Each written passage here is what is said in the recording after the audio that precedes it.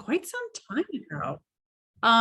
I was, as you mentioned, Carol, I was a commercial litigator in New York City for a long time, well over a decade. And I knew it wasn't really what I was meant to be doing. And so I would kind of sneak out during the day and visit the cultural institutions of New York, including the Morgan Library. And if anyone here has had the opportunity to go there, it is really one of the most beautiful libraries. Although yours does sound very gorgeous, I have to say. Not as nice as the Morgan Library, I have to say. I mean, that sounds pretty nice. But for people who haven't been there, I mean, it really is. It's really a library unlike any other library. It really looks like the inside of a mansion or a museum. Everything is gilt and crimson, and there's Renaissance paintings on the wall. And I used to love to go there and stroll around and see they rotate the books that they have on display. They have a collection of really some of the most priceless manuscripts and first printed books in the world. And one day I happened to be there and I ran into a docent. And she happened to mention, we were talking about the collection, and she happened to mention that it was built not just by JP Morgan, right, which is what it's obviously named in his honor. He founded it. He funded it too. She said, but a woman was really responsible for the collection, for the status of the institution overall. And she mentioned her name, Belle da Costa Greene. And so I kind of added her name to a list of women and topics that I was considering writing about. And Belle kind of inhabited that list for a long time, right? Victoria and I like to joke that she was like standing in the corner, tapping her foot. You know, she was a powerful personality, and she didn't like waiting. She'd already waited a really long time. And as the years went on, I would kind of dip into information about her. When the docent first mentioned Belle da Costa Greene to me, people didn't really know about her heritage. It was only in the years that followed that Jean Strauss and Heidi Artizzoni really took a deep dive look at Belle's history. And it was then that I learned that Belle came from two unbelievable parents, right? First, Richard T. Greener, who was the first Black man to graduate from Harvard, but he was this famous in his own time advocate for equality. He really was a force to be reckoned with alongside people like Frederick Douglass. And her mother, on her maternal side, her mother had come from this wonderful multi-generational community of free people of color who were educated and affluent, engineers and musicians and teachers and doctors, and with their own rich customs. And I realized as I started to learn these things that Belle was far more remarkable than I had even thought at the beginning. You know, it was the thought that there was this woman who was one of the most powerful people in the world at a time when people didn't have the right to vote. But what I learned over time is that she was so much more than that. And it was then that around that time that I read Victoria's book, which you should all read, Stand Your Ground, which I think you mentioned, which is such an important book. I mean, it takes such a close look at a problem that exists today. I mean, this is just in the news today, although a slightly different scenario of young Black men being shot. And Victoria looked at it from the perspective of two women, a white woman and a Black woman, the mother of the boy and the wife of the police officer. And I just felt so connected to her and what she was doing. And I wondered if she'd want to write it with me, because I really felt like Belle deserved to have her story told by a Black woman. She had hid her identity for so long. She passed as white. And during the time period in which she lived and ran that institution, our society was segregated. So that was sort of the beginning. But of course, there's so much more of the story, because I reached out to Victoria through her agents, and you're muted. Sorry about that. That's okay. I think they're trying to mute all these other people. Yeah. Sorry, people. Yeah, so sorry about that. So it was very interesting because my agent then sent me a proposal to do a collaboration. And that was not unusual for me. I've done other collaborations with another author, Rashonda Tate Billingsley. We had written about 6 books together. So I was interested in what was my agent sending me. But the first thing I did was Google Marie. And when I Googled Marie Benedict, I read about how she wrote these wonderful books about women lost in the folds of history. And it sounded really good. I did not write historical fiction. I wrote contemporary fiction. And then there was this other issue. I called up my agent and I said, so does Marie know who I am? Like, has she seen a picture of me? Like, is she looking for a different Victoria Christopher Murray? And so my agent said, would you just read the proposal? But it still took me a couple of months to read it because the first page of the proposal was just about JP Morgan and I wasn't interested in him. And my agent kept calling and saying, have you read it yet? And I was like, oh, I'm so busy. And finally she said, you are not too busy to read 3 pages. And so I read it and I got to the second page was more interesting because it was about Belle da Costa Greene. But I always tease Marie that she hid the lead at the very last sentence, the last paragraph, because she said, no one knew that Belle da Costa Greene was Black until after she died. And I could not get to the phone fast enough to call Marie then. We were connected by our agents. And I always say this, and this is the truth. I said hello, Marie said hello, and within 5 minutes, I knew we were going to be perfect partners. I wasn't sure if Marie knew because she had never done collaborations before, but I knew that I had found my second writing soulmate. I knew too. I just felt like, not to be like all mystical and weird, but Victoria and I were so alike. I mean, we're so alike in so many ways. And we both, approached the project right from the start with the same goal of honoring Belle and honoring her contributions and really wanting to do justice to her story. And, I really didn't know what I was doing, right? I mean, I had never collaborated with anybody. Now looking back on it, we always laugh like, how bold was that? Like I just reached out to somebody I had never met. Hey, you want to write a book together? She just read a book and then she said, hey, that's the woman I want to write a book with. So I always say she was really bold doing that. Really bold. But I also did know, of course, that Victoria had collaborated a lot. And that was so important because, as I just said, I mean, I had no idea what I was doing. I had no idea really how to write a book with somebody else. And fortunately, Victoria had a wealth of experience. I mean, she and Rashonda had worked on books from a variety of different perspectives, different approaches. And that was invaluable because, as I learned from Victoria, every collaboration is a little bit different. Every story is different. All the voices are different. The one area where Victoria and I are different is that I'm like a to-do list, flowchart kind of person. She's not. And she helped loosen that up a little bit and say, and you've gotten me a little stricter, like Marie wants everything done, and to me, a deadline is just a suggestion, it's not that way. So it works out it really does. It worked out perfectly right from the start. It really did. So how do you decide who was going to write what? I mean, how did you decide which part of the stories you were going to write? And that was so easy. It really was. And that's why I just said it's a soulmate kind of thing, because you can't write with everyone. I don't want people to think, oh, this is such an easy thing. It was just that Heather's strengths are my weaknesses and vice versa. And we work like this all the time. But it was so easy. First of all, I am so proud of the fact that we wrote every word of this book together.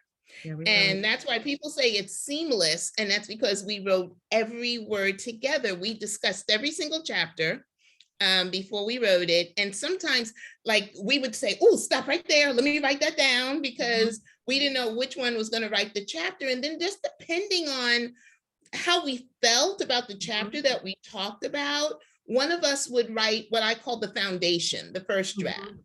And then we would switch and give it to the other to put in their stuff. And then we did the edits all together. It was just the easiest.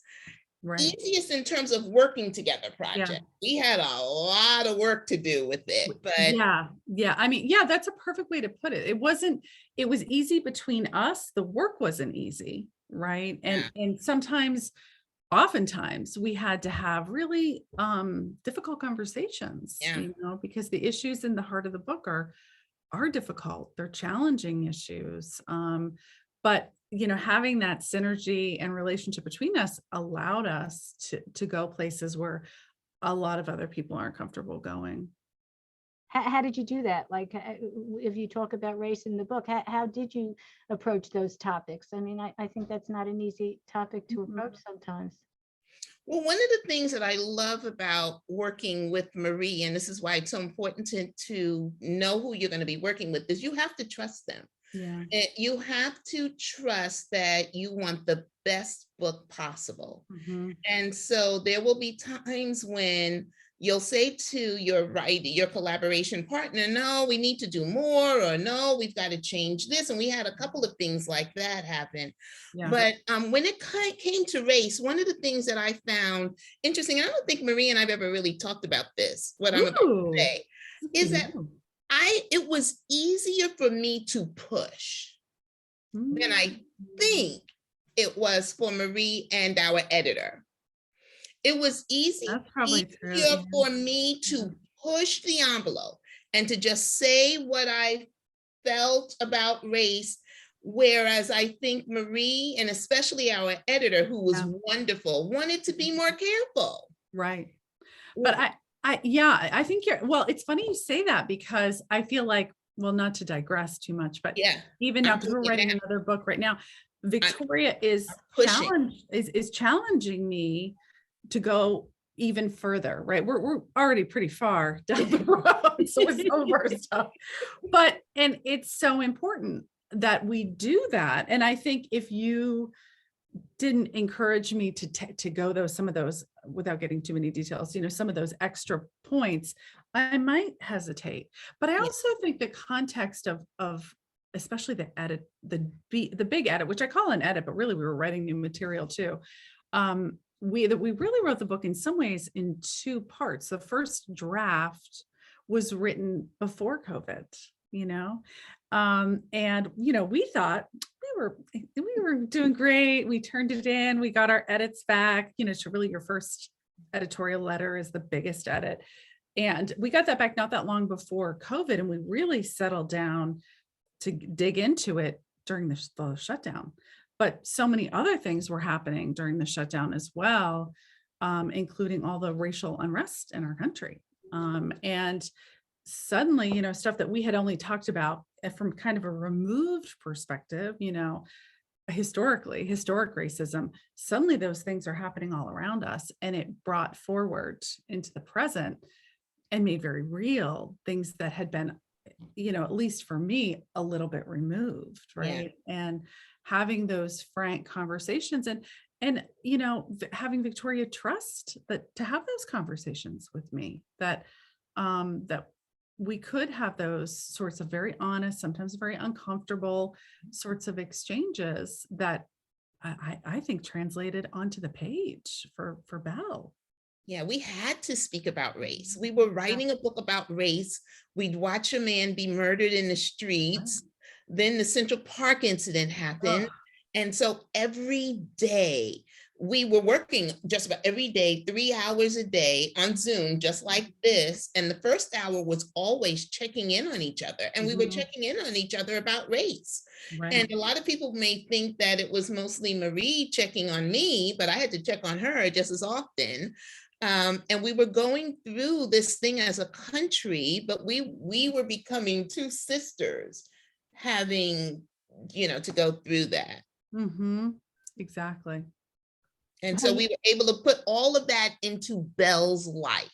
Exactly. All of those feelings went into Belle's life. All of those things, all the things, like, for example, when we saw the situation with George Floyd, I was able to say to Marie, this is what Belle's mother was talking about.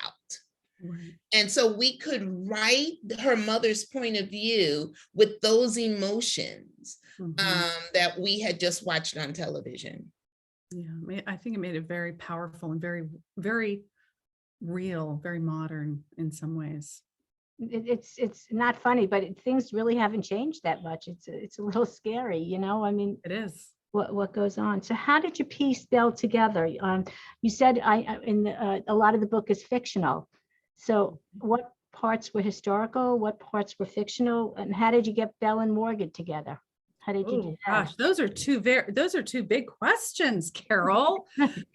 I don't, how do you want to tackle those, Victoria? Well, how did we get Belle and JP together? That was, that was the story. That's where she was hiding in plain sight.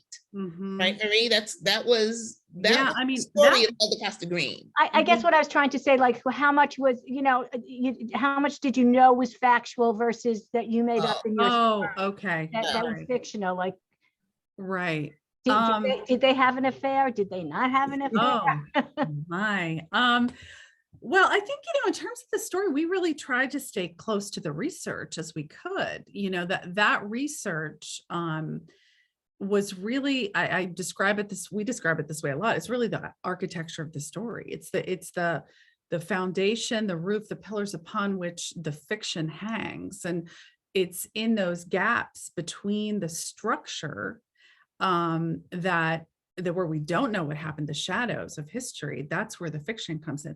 But it's not fiction just, willy-nilly for its own sake. It's fiction that's very grounded in our sense of who our character was, because even though again, this is our version of Belle da Costa Greene, we don't really know what she was thinking. It's what we surmise, but it's also extrapolated from the facts, as best we can, given what we do know about the time period, about what happened logically in the story. And so that's really the distinction between the fact and the fiction. In each circumstance, each point in the story, just as an example we use a lot, is when she first is introduced to JP, when Belle's first introduced to JP from Junius, his nephew, we know the date of the interview. We know how Belle knew Junius. We knew the kind of role that Junius played with JP. We knew the status of the Morgan Library, where it was in the construction. We knew he was looking for a personal librarian. We knew Belle's expertise. And we knew coming out of that meeting, she had a job. Do we know what actually transpired in that interview? No, we don't. There's no specific record of it. Neither Junius nor JP nor Belle left a record of what happened during that meeting. But that was that blend of fiction and fact, don't you think, Victoria? Yeah, I always say that the big beats of this story are the facts. We stayed as close to the facts as we could. The big beats, the interview, her living with her mother and her siblings, all of the big things, the abortion, all of the big beats are the facts of the story. And then we connected the dots with fiction, with the dialogue. And as Marie said, based on who we knew them to be. And so we had to, just make up some things. And as far as whether or not did they have an affair, and again, we tried to do everything based on facts. So we do know that she was interviewed one time and people asked that question, a journalist asked that question. And so her answer when they said, did you have an affair with Mr. Morgan, was we tried. And for 30 days, Marie and I tried to figure out, what did we try mean? I mean, we went so many different ways with this, but again, using fiction based on fact, we said, would she really have moved forward with an affair when she had so much to lose? Because none of his affairs ever lasted. And so would she have then been kicked out? And so based on the facts that we knew about her and how important that position was for her, we wrote what we believe it to be. Does that make sense? Yes. Yeah, it's that blend of, it's kind of, it sounds like it would be a formula. You take one part history plus one part understanding of your character. It's not that simple, but knowing what we knew about the time, knowing what we knew about our characters, knowing what was at stake for Belle in this, and also what was at stake for him. I mean, at this point in his life, these are the latter years of his life. He and Belle are very close. She fulfills so many roles in his life that really nobody else does. Would he have taken that gamble? And would she, And so we thread the needle a little bit with that one. Yeah, we don't want to give away too much because I don't know how many people have read the book, but there's one big scene in there that we totally made up. And it's in the end, and it has something to do with the Rolls Royce and with her saying, boy, bye. We had to do that scene for ourselves because Bernard Berenson, we had enough.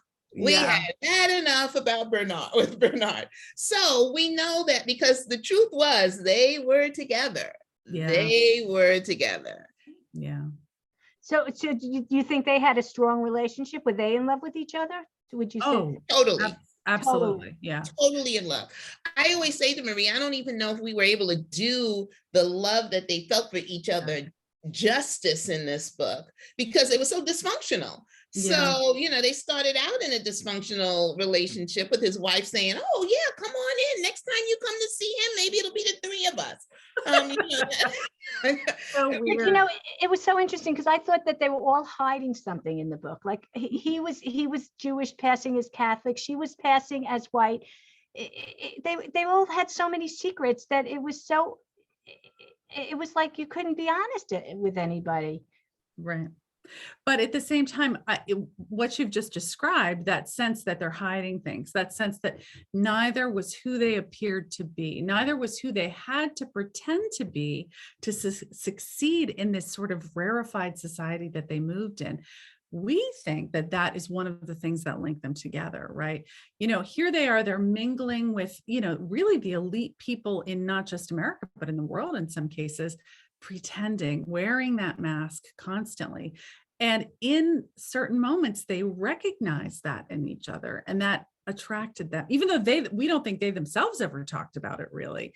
That sort of sense of being an outsider, being apart from the people in the world, and that sense that both of them had to pretend, really in some ways linked them together. That and the fact that they were both so knowledgeable and truly passionate about art and books. And, Bernard was really, he was the expert. He was like a celebrity in their world. Mm-hmm. And that was very attractive. That knowledge was very attractive to Belle. So let's talk about passing a minute. So do you think she was happy? I mean, it must be very hard to live the life that she was living. And, did she chose to pass, or her mother chose it for her? Yes. Yeah.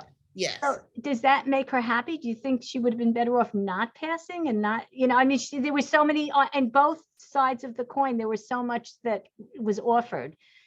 She would have never been where she was. She would have never been in the materialistic world that she lived in, versus she would have had her family. Yeah. I think one of the things that we really wanted to show in the book was the struggle and the sacrifices that Belle made. And again, we don't know how she felt about it. We had to extrapolate it from, she had this wonderful family. She had her dad and everything that he was doing, but her mother saw the writing on the wall. When they had to leave South Carolina the way they did, and slowly she just started saying, because I believe that her mother, Genevieve, was in the civil rights fight with her father. Because the book was about Belle, we didn't get to talk about how much her father, who he was, if he had anybody to carry on his legacy, the way Frederick Douglass had his wife to carry on his legacy, we would know a lot more about Richard T. Greener, I believe. Yeah. And he was really in the civil rights fight, and she was with him until she couldn't be anymore because she saw the danger in this country. And so there's a lot of, should she have made that decision? Shouldn't she have? What would be what would have been the differences. I think they can all look back in their life, but I don't think anyone can be happy when they live inauthentically. Yeah, I think happy is a tough word. I mean, as Victoria just said, like it was so important to us to show the sacrifices, to show not the upside necessarily, although there was an obvious upside for Belle. In some respects, she wouldn't have had the job as Morgan's secretary, secretary librarian. She wouldn't have had the opportunity to provide so many things for her family. Her family all lived as white as well. And the dangers, that were very inherent in society at that time for Black people. I mean, lynchings were happening all over the place. We think of those as something that was happening earlier on in the South, but that's not true. There was violence of all sorts that was happening during that time period. So the dangers were very real, but at the same time, there was a huge amount of sacrifice. I mean, you had to give up your identity, the possibility of having a family. Belle gave up a lot. And as Victoria just said so beautifully, like, how can you ever be happy if you can't be yourself? Right. Yeah, I mean, there was a scene in the book where the mother said to her, when you go to an event and you see a Black person, just nod instead of like talking or showing your ID. That must be so hard to go through life pretending like that. Yeah. Yeah. Wearing the mask. She hid her hair, she covered her, when you looked at pictures online of what she looked like, she was covered from head to toe in clothes. She never revealed herself really. Well, that was also of the time period as well. Most women, like showing an ankle during the Gilded Age was like very risque. So that would have been in keeping with the time period. But yeah, she would certainly have to be careful when she was in a sunny location, not to, to allow her to darken. There's all sorts of things. It was a tightrope that she walked in her world. Do you think she regrets what she did? Just speculating. I don't think so. I think she's we don't know her, but I think she's the kind of person who, once she made the decision, said, I'm gonna go with it and make the best of it. And I don't think she would regret what she did because she made so much out of her life. Yeah. We often talked about like the sacrifice. There would have had to have been something worth the sacrifice for Belle, even though she was already on the path of living as white. What would have been worth it? And not only creating the Morgan Library, but then really being the shepherd of making it public, which she really was. Maybe our Belle would have felt like that was worth her father might have approved of that, right? Maybe it would have been worth the sacrifices. We don't know. Do you think Morgan knew that she was white at any point? Or wasn't? Did you think he ever had doubts about it? Or do you think he suspected it at all? Or yeah, see, we don't know. I think there are a couple of things that I always tell people when they ask that question, because people will say, there's no way JP Morgan didn't know. Well, first of all, he definitely didn't know when she first came to the library, because she came to him on a white platter. She came to him from Princeton University, which was still segregated. So we have that. Then we're also looking at this with 21st century eyes. We're looking at this where terms like mixed race and biracial and multicultural, those kinds of words are words that we know, but they were not used, or they were unknown back over 100 years ago. So there were always references to her exotic look and her complexion. I'm not sure how many of those people, though, thought she was Black. I wonder how many of them thought, is she Cuban? Is she really Portuguese? Is she Italian? I really wonder if that's what they were wondering, because certainly a Black woman at that time would not have been that bold, that well-educated, that flamboyant. So I don't know what he knew. It could have gone one of two ways. If he had found out, it could have been very, very dangerous for her and her family.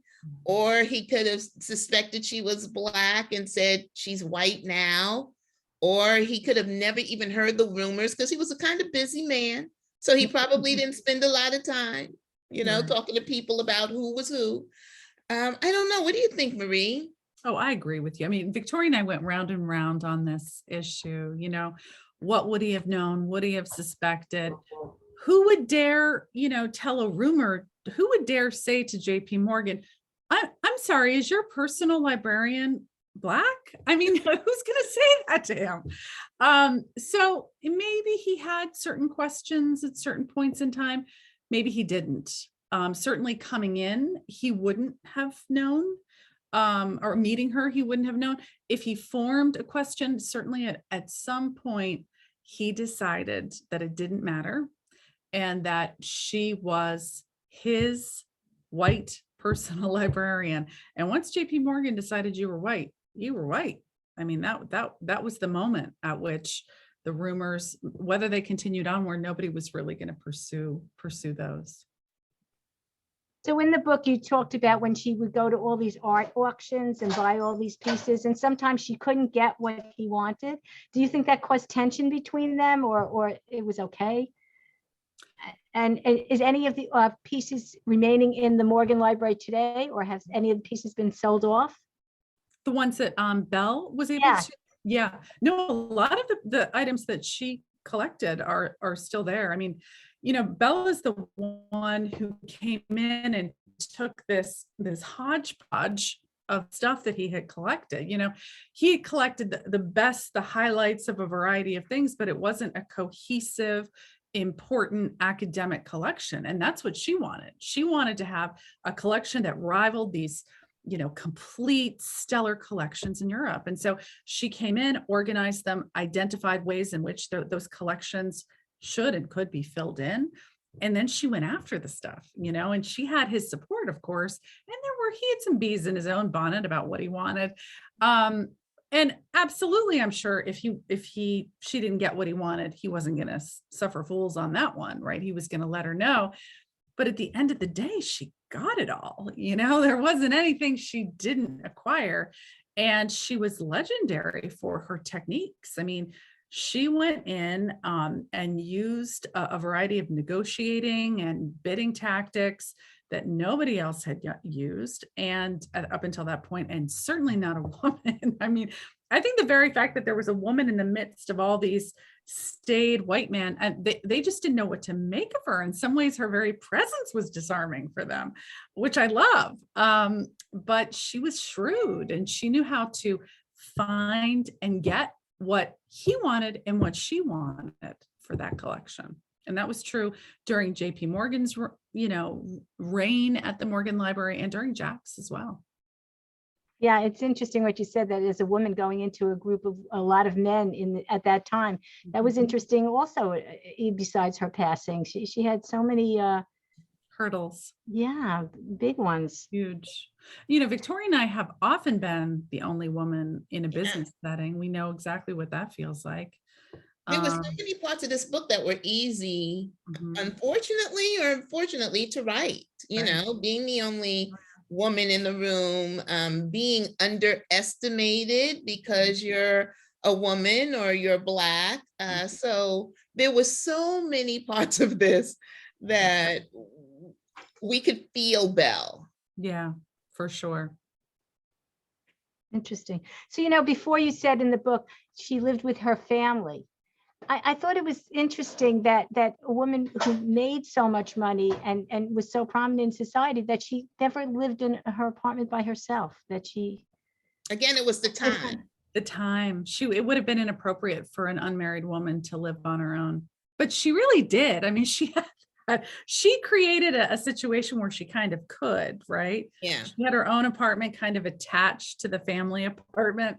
And it looked on the outside like she was living with them, but really she was kind of doing her own thing. I mean, there were women at the Martha Washington Hotel. There were women living on their own in these environments where it was either an all-female boarding house or an all-female hotel. But there weren't very many instances of young unmarried women living on their own in an apartment. I mean, that really wasn't very common at that time. And her mother would have never allowed it. She was still a fleet. Even if they were passing, there was a certain standard and certain rules that they had to live up to. And her mother wouldn't have allowed it. She was unmarried. Unmarried women did not live alone. Right. It was different times. Different times. Very much so. So I've been to the Morgan Library. You've been to the Morgan Library. So how much are their offices still there? You know, I didn't pay any attention to this because I would never think of it. But is her office there? Is his office there? What is it like? Yeah. Well, go ahead.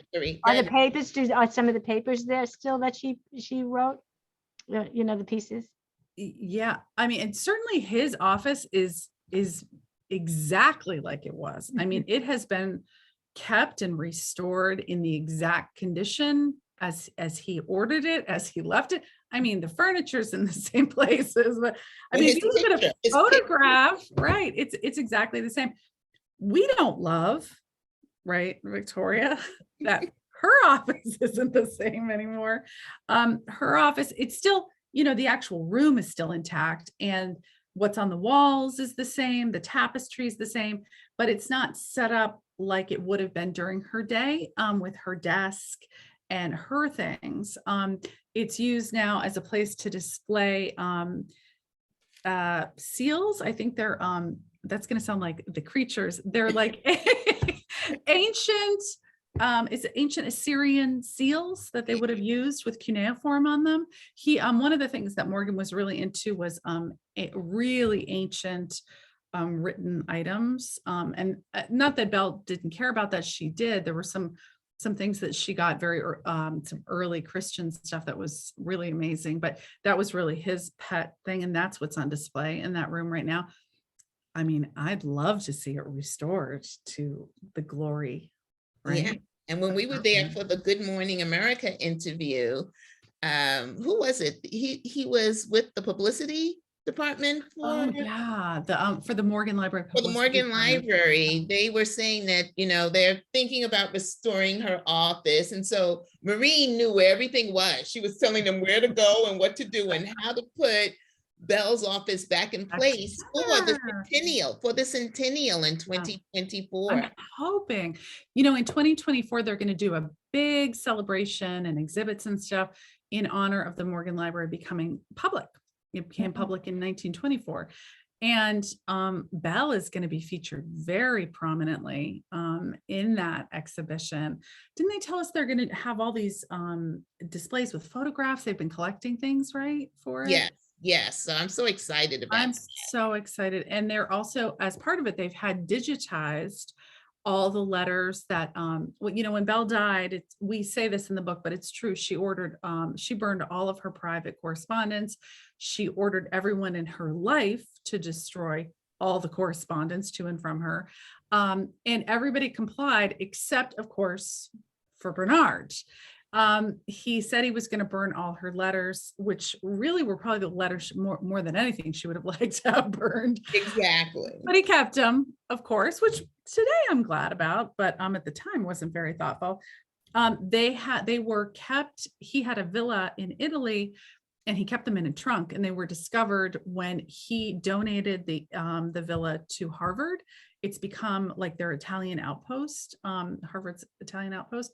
And so in order to study the letters, you actually had to go on site to see them. They weren't available otherwise. But as part of this, they are in the process of finalizing the digitization of all of those letters. And those letters are amazing because they're not just like a typical letter. She would write them almost like a journal. Yes. Throughout an entire week. So she would like keep it on her desk and be like, oh, and this happened, Bernard. And then she wouldn't write till the next day. But it's the closest thing you're ever going to get to a diary of Belle da Costa Greene. So that's going to be really exciting. So I presume you read them? You actually read those? No, because they're on site at the and there was COVID, so you couldn't go. Yeah, because I was going to go. So we had to rely on, fortunately for us, Heidi Artizoni wrote a wonderful biography of Belle in I think 2007 or 2008. And she had gone to Itati, that's the name of the villa, and studied the letters, and she excerpted them, referenced them throughout the course of the biography. And so we had to rely on that in order to put together. Even said that was only a fraction of her life. You know, it's the things that do remain at the Morgan are business correspondence that was not destroyed. Yeah. I saw a question pop up because the questions pop up and then they Yeah. go. But someone asked a question about the library. So I wanted, since we were talking about the library, because this is a funny thing that happened with Marie and I the first time we went there. Someone said, Marie, someone asked, and I didn't see the exact question, it just popped up, but was the storyline of the picture. Oh Yeah, yeah. somebody asked, was the storyline that we had in there, the painting of her father, true? And this is a funny story, or interesting story, how you look at things through different eyes. And one of the things when people say that Belle doesn't look white, she looks Black, remember you're looking at her with eyes and with a brain that's 100 years later. You know a lot more. So we can't blame people for not recognizing her as Black at that time. And Black people would have never claimed her because they weren't trying to destroy her life. They could have been lynched. They could have been killed if it had been found out that they were passing. But Marie had been at the library lots of times, as she told you about. And I joined her one time because we wanted to walk through the library. I wanted to have the experience so that when we were writing, we could make people feel as if they were there, but also to go through it together. And so Marie, do you want to pick up the story here? Because I love it from your point of view, because I didn't realize how, well, I don't know the word I'm looking for right now, how startled I was. Oh, right. Well, only if you pick up. Yes. Yeah. Okay. So thank goodness we did this, because this was the fall, winter before COVID. And the Morgan was closed for a long time, but we walked through it together. And it was just magical. You know, we were literally like blocking scenes as we were in there. And, oh, if I'm over here, can you hear him? Could you hear somebody come in? What would that be like? And it's one of those rare instances where something actually looks today like it looked historically. You know, very often you're researching a place that looks so different. But we were in JP's office, which I think we mentioned for the most part is exactly the same as it was. And we're walking around the room, talking, standing behind his desk, you know, seeing how big it is. And then Victoria said, yeah, I just kind of stopped moving. Just like, and Marie turned around and said, what's wrong? And I was like, what is that picture? Why is there a picture of a Black man in this office? Right. And so Marie looked at the picture and like, what Black man? Right. I mean, I looked at this picture how many times before? I never saw a Black man in the room. I never did. And so I just couldn't even understand why Marie didn't see the Black man. So we rushed into the store to find the book to see if we could find the photo. And it was called Portrait of a Moor. And it really looks a lot like her father. It does. I mean, it was so striking. And of course, we created a whole story around that, which I don't know, feels kind of true. I mean, feels right. And we created a story around facts, because this was a picture that was purchased after JP passed away, and it was put into his office right behind his desk across from his picture. Why? And so we did say she purchased that picture because it looked like her father. Right. It was her way of honoring them both. So it created this whole moment, like the moment that we shared became a moment in the book. And yet it was also just kind of talking about what we're talking about just a little bit ago, how when you look at something through a certain lens, it looks totally different than if you look at it through another lens. So you can see, like I had looked at this painting, I don't even know how many times, never saw a Black man.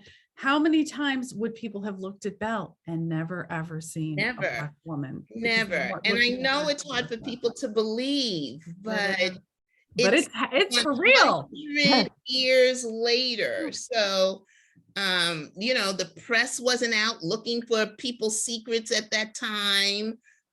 Black people weren't trying to out them because that would have been a very dangerous thing. So Black people knew they were Black, but they would have never outed them.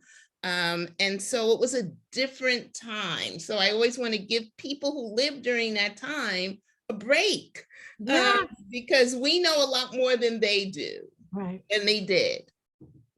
So did she have any correspondence with her father at the end? Did they get together at all, or? We don't know. You know, again, all her correspondence has disappeared or has been destroyed. And there's a very limited correspondence that remains from Richard. There was like kind of a treasure trove of his documents found in a house he had once lived in Chicago, I think maybe 10 years ago, but I have not seen any evidence of a letter between the two of them later on. But we did learn that Belle had gone to Chicago within a year, the year after he died, after J.P. Morgan died, right? And she had no business reason to go there. She had no, there was no auction happening. There wasn't a collector she needed to meet with. The only thing, of course, that we knew is that her father lived there at that time. And this would have been a sort of very vulnerable time in her life. And it sort of made sense that she would have been able to access information about where he was through extended family. And, you know, Victoria had always seen, rightly so, Belle as a daddy's girl. You know, she really is the one who followed most closely in her father's footsteps. To have that moment felt really important to us, to actually have that connection real time in the story. Did you speak to anyone else in her family when you were interviewing for the book or anything? Did you get in touch with any of her siblings? No. Or her grandchildren of the siblings, or? No. Well, no, and there are very few descendants because her sisters, her two older sisters, didn't have children. But we were writing fiction. And so not a biography. And I think that, you know, you could get a little dangerous when you go to people and if you're trying to interview them. But we had so much information from the biography and Illuminated Life. And Heather, do you ever, Marie? That's okay, my real name's Heather. Marie, when you're writing your other historical books, do you ever interview, because it's fiction? Yeah, I rarely do. I mean, for me, one of the most important things is that the person would have to have knowledge, firsthand knowledge themselves. And for the most part, anyone alive today would not have been alive at the time period of the characters. You know, Belle, you know, just to understand her family history a little bit, she had 4 siblings, right? 3 sisters and a brother. Her 2 older of the siblings, they both married late in life, and neither one of them had children. I can't help but think that that was a purposeful choice. They married white men. They were living white lives. To have a child is a very risky proposition. You don't know what might happen. We haven't been able to find out anything about her brother Russell, who also married a white woman. He was an engineer for a white firm. He belonged to a white country club. He may also have chosen not to take that risk. We don't know. Her youngest sibling, Teddy, who is referenced in the book, we actually originally had a big section about Teddy, but it was too much of a digression. She was the fairest of all the siblings. She was described as blonde and light-eyed. She did have children with white men. Again, they were living as white people. Her first husband died during World War I, but she got pregnant right before he went out to war. She had a child with him, Bobby, that when she later remarried another white man, that child went to go live with Belle and her mother. We had a whole story around that because we loved the Belle having an opportunity to have a child, but again, it was too much. Bobby died during World War II. So that whole line was gone, with the exception of Teddy had one more child, also named Belle, a little girl with her second husband. And that was all we were able to find. we have heard through other readers. Well, that- we got an email from someone Right. who said that she loved the book. But she has been studying Belle's family forever. And she has been in correspondence with that second Belle's 2 children. So it would have been Teddy's grandchildren. Right. That would have been Belle's great nieces. Nieces. Right. Right. It's pretty attenuated. And if they met Belle, it would have been very briefly. They didn't live near them. Teddy and Belle became estranged at one point. But that child was named in Belle's honor. Yes. And she was given some money when Belle died. But it's not as if there were an enormous number of descendants to talk to. Yeah. And in terms of, I would love to talk to those 2 through Yes. the attenuated circumstances, because it would be interesting to know what they knew about their own history. Yeah. Maybe they didn't know that they had Belle was one of their ancestors. Nobody may have told them that. We don't know. Well, now with 23andMe, I guess it all can come I out. know. I said Oh there's yeah. things that were happening on ancestry.com. Yeah, I mean, there's a lot, even in my own family, some crazy stuff has come out. So yeah, stuff happens on 23andMe today. So Belle was really remarkable. What do you think her legacy is? Like, what is? What do you think, Victoria? Yeah, I think Marie, you said it best on our Good Morning America interview. You said that the riches that she amassed for J.P. Morgan were now available to everyone to see, feel, and touch. And I think that is her legacy. She put together this massive, amazing collection.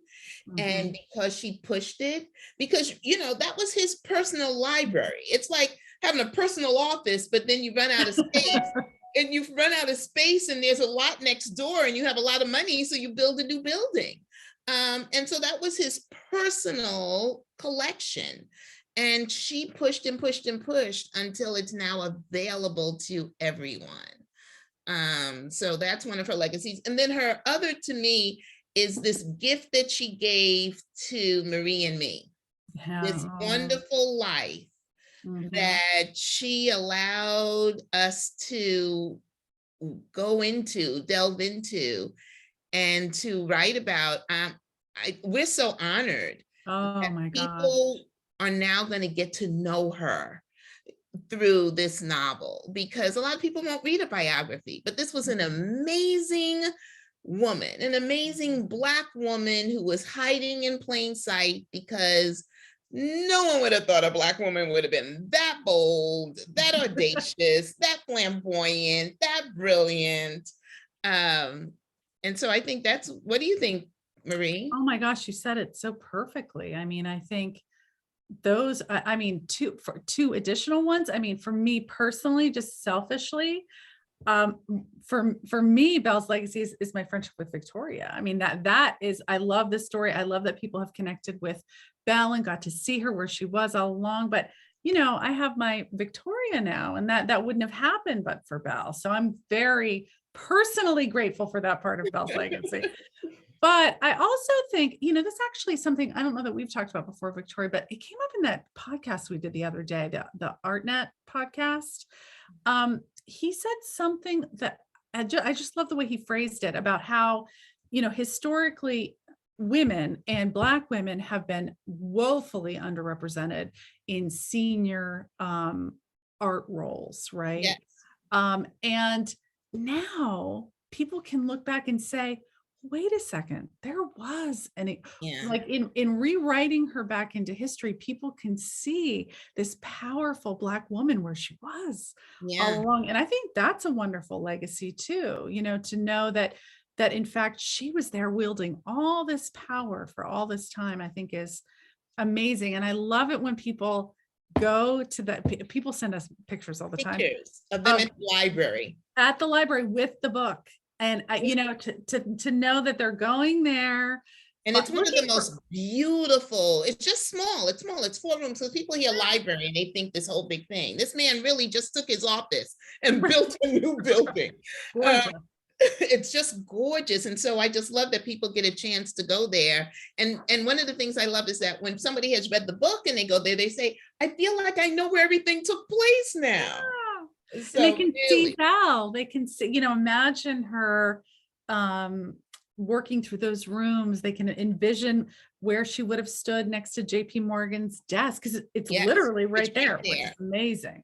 So yeah, I love that part of it too. I think you're muted. You're muted.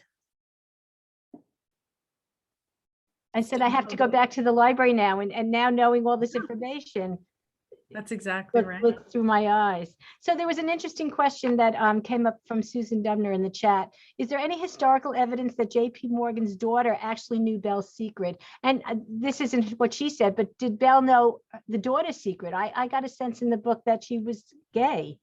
And Yeah, she was gay. Yes. Yeah. so was that a secret too, or? That was a little bit of fiction. I mean, I think, again, the way we saw Bernard and Belle as outsiders, people who were living sort of these secret lives, these hidden lives. We could imagine that Belle and Anna would have recognized that in each other as well. Yeah. But it was another opportunity to shine a light on, a little known sort of hidden part of society at that time, another group of people who had to hide their identities because it wouldn't have been accepted for them to have lived out loud, right? And certainly there were little pockets of the gay community that were sort of known, this notion of a Boston marriage. It was kind of tolerated among the extreme elite, right? But not if you talked about it openly. And when Belle and JP found out about Anna's propensities, which he suspected but didn't have, evidence for, he punished and that's a fact. So, it was an opportunity for us to give voice to another sort of voiceless part of that time and place. And it gave us a chance to say, see, they weren't all prudes back then, because, I'm reading the book reading about that time thinking, oh, they're prude. They had me clutching my pearls. Between Bernard and his wife and Belle and this Boston marriage thing, I was oh my. They were really not at all what you thought they were. Nope. Another secret though, another secret. No, that's right. Yeah, there were a lot. So there's another in the chat room. What is the author's responsibility when writing historical fiction about a real person?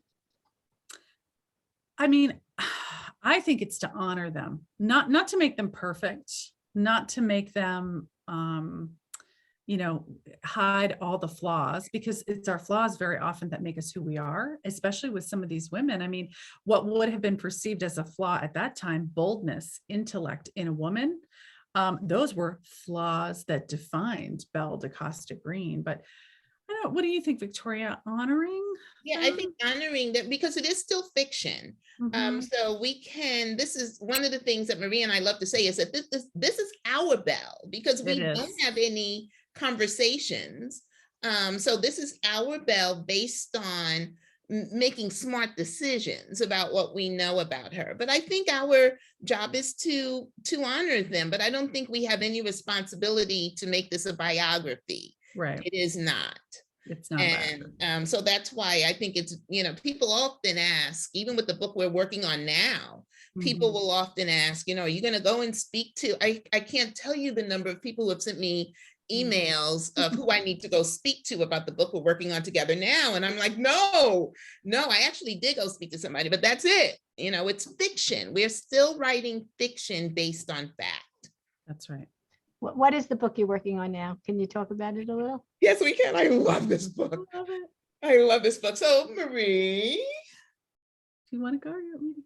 Well, right now the title is called First Ladies, and it's the story of Eleanor Roosevelt with her friendship with Mary McLeod Bethune, who was the first African-American woman to have a seat on a cabinet in a presidential administration.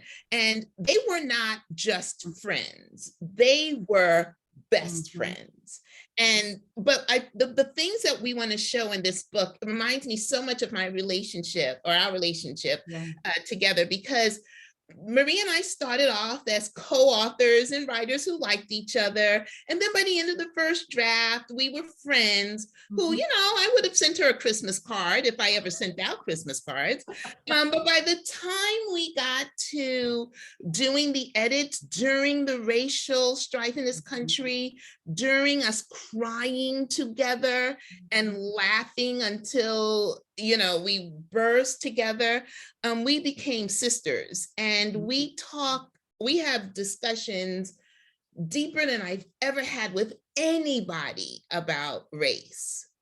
And one of the things that I know is that Marie is an ally. She is an ally. Nobody better mess with Victoria, because Marie is gonna get in her car and she always says, not that you can't take care of yourself, Victoria, but I'm coming down there. And I've always just appreciated all of that, the whole package about Marie and how she looks at race, and honestly. And so when we decided to write this book about Eleanor and Mary, I always say this, as Eleanor is like the first ally, the first woman who publicly went out there and said, I'm going to stand for civil rights. I'm going to stand with this Black woman. She would make dinner reservations at restaurants, make sure they had a front row seat, and then call the paparazzi to come take pictures, because she wanted them to know that she was having lunch with, and then they would just be inside the house. I did speak to Mary McLeod Bethune's grandson. Well, didn't speak to him, his children, and a book he just wrote about this. And he said when Eleanor Roosevelt, as the first lady, would show up at their house, he's like, it was a pain in the neck. They were like teenagers. He said they were two little old women, like teenagers, giggling all through the house all through the night. And so we're so excited to show their friendship, because they changed some things in this country together. She pushed her husband to do some things, and we're so excited. And I can't wait to get through that one, because we have another book idea, but we can't talk about that. I love that one too. So when is it being published? When is it coming out? June of 2023, right? Yes. I don't think we have a fixed date on it yet, but yeah, it'll be in June. Yeah, it's such a delight to work. I mean, it's hard. The stuff that happens in this book it's hard. I mean, and it's so timely. I mean, it's crazy timely. If Belle was timely, this is like this is timely on steroids. It's crazy and upsetting for that reason, of course. But oh gosh, it's such a wonderful experience. We get to really delve into the history of our own friendship and our own relationship, and then watch how these two women, they knew that women, and Black women especially, were never given a seat at the political table. It didn't matter if they had a seat, because they were getting stuff done all around the back channels. It was incredible. And so many of the things that they put in place that are attributed to FDR, or were used as sort of a foundation for other things in the civil rights movement or equality, really they're doing, the two of them together. And it's a relationship that very few people know about, really very few people. Yeah, I knew about it. I didn't know the depth of it. I didn't know the depth and the importance of it. And one of the things that I love, that I think Marie and I are getting the opportunity to do, is really to force people, or to encourage people, I should say, to have discussions about race. Yeah.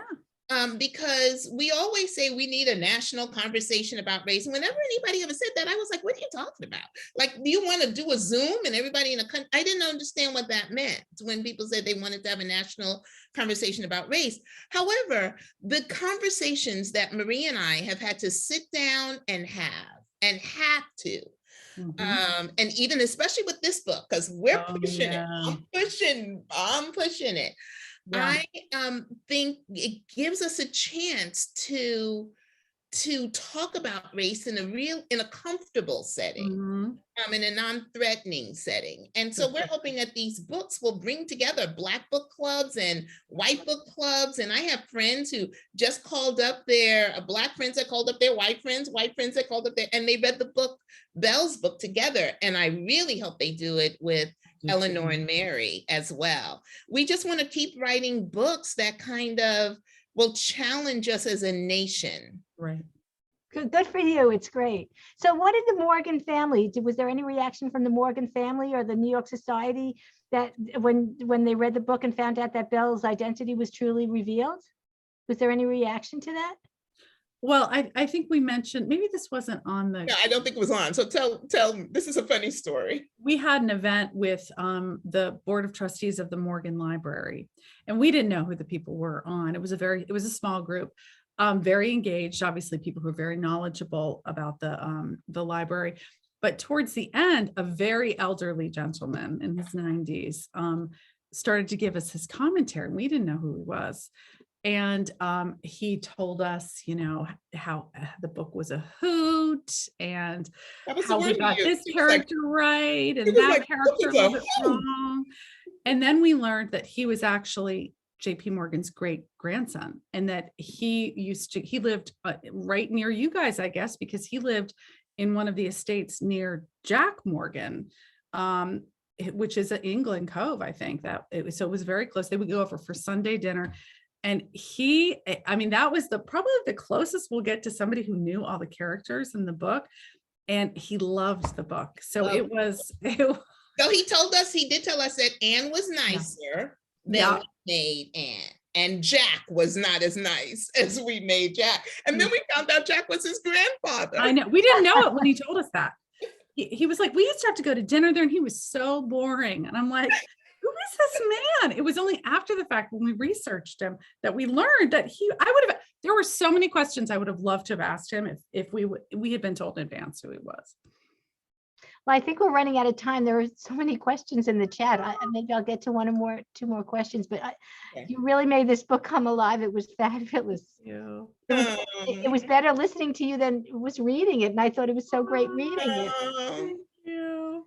I just don't want Carol, I just don't want this comment to get lost in the shuffle, because it literally brought tears to my eyes, and I just want to make sure you guys hear this. Jane wrote, "Brilliant women telling the story of a brilliant woman is a tremendous gift. So grateful for you both in this book." So that was so touching. I wanted to make sure you guys heard that, and everyone else, because it was beautiful. Thank you so much. It was a great discussion. That was lovely. Thank you. I'm sure people want to know about the movie. Oh, yes, please tell Maybe us. that'll be our final question. Or maybe we'll do that last. We'll do that last. No, tell us about the movie. Go ahead. You want to go? It's so exciting. Well, Deb Roberts interviewed us for Good Morning America when this book was chosen as a Good Morning America book club pick. And from the moment we met her, I think she was more excited about this book than we were, and that's really impossible. Right. I mean, we were already over the moon, and we got a chance to be together at the Morgan Library on Hub Day to do this. Funny story, first time walking in heels. I couldn't walk in heels for my Good Morning America interview. And so poor Marie had to guide me steps. Well, it was really funny. Sorry, it was really funny. But Deb Roberts was so into this book and so supportive of this book. And after the interview, she said to us, "We're friends now." And and she's like, "Give me your number. I'm taking your number." And so we're doing it, but we're like, "Really? Are you sure you want our number?" Long story short, she just got her husband, Al Roker, involved. And he read the book, and we were just months into it when they were like, "We want this book."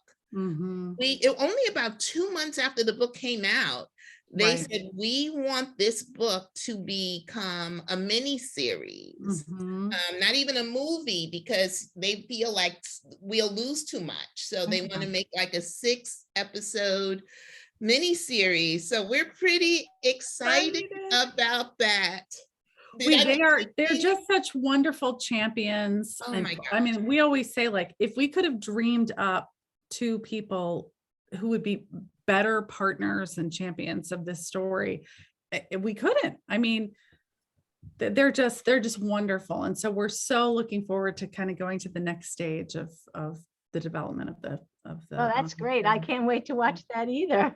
Yeah, Look at and we. so it's Al's Roker's production company. Okay. And I think this is the first time that Deb is going to be a producer. I mean, she is all in. on this. Yeah, this will be her first time they partnered on other things, books and things, but her first time as a producer, the two of them working together, which is like super fun to be part of that. And when's the projected date for this to come out? Yeah, we don't know. One of the things is that movies take a little longer. Victoria knows. Yeah, some of my other books have been turned into movies for Lifetime. Mhm. And so, I mean, they started years ago and they're just coming on TV now. So that does take a little bit of time. So we're hopeful that maybe this one will go a little Yeah, faster, but a little you know, faster. again, we're just so excited about their interest and the possibility. So did I forget to ask you any questions that you think would be of interest to the audience? No, these were great questions. Yeah, great question. We apologize because sometimes I adore Marie. I don't know if you could tell, Ditto. but we are sisters in every way. So sometimes we get carried away like we're just With our own stories. with us. Oh my God, you guys were great. It was so much fun interviewing you. You were really fabulous. Oh, thank Thank you so you. much. Thank you. We've loved being here with you guys today. And just thank you for all hundreds of you for coming. Yes, thank you for so many people coming and for taking out your time in the middle of the day to do this with us. This Yeah. means a lot to us. It It really does. And Carol, thanks for getting the ball rolling on the whole thing and organizing it for Well, us. thank you. This was great. Thank you. Thank you. Everyone have Yes, a thank wonderful you. day. Keep reading. Yes, Yeah, keep keep reading and reading. tell just one more person about the personal librarian. Well, now I have to read your next books. Are you kidding? I'm on the next ones. Oh, well, we'll be back for that one as We'll be well. Okay. Yes. Thank you. Thank you so Bye-bye, much. You guys are everyone. amazing. Thank you, everybody, for coming. Thank you. Thanks, Victoria. Thanks, everybody.